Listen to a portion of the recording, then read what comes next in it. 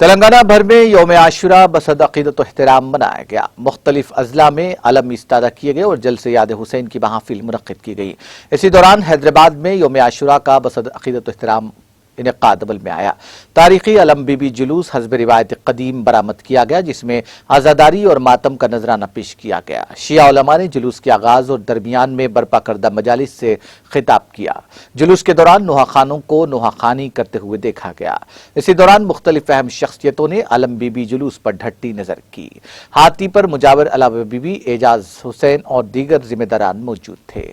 اس دوران پولیس کی جانب سے ہاتھی کے اطراف سے لوگوں کو دور رکھنے کی کوشش کی گئی، کیونکہ اس مرتبہ نئے ہاتھی کو جلوس کے لیے لایا گیا ہے۔ جلوس علاوہ بی بی، دبیر پورہ سے نکل کر برائے پتھر کا مکان، شیخ فیض کی کمان، یاقوت پورہ دروازہ، اعتبار چوک، عالیجہ کوٹلہ، چار مینار، گلزار ہاؤس، پنجے شاہ، میرالم منڈی، پرانی حویلی، دارالشفا سے ہوتا ہوا مسجد الہی چادر گھاٹ پہنچ کر اختتام کو پہنچا۔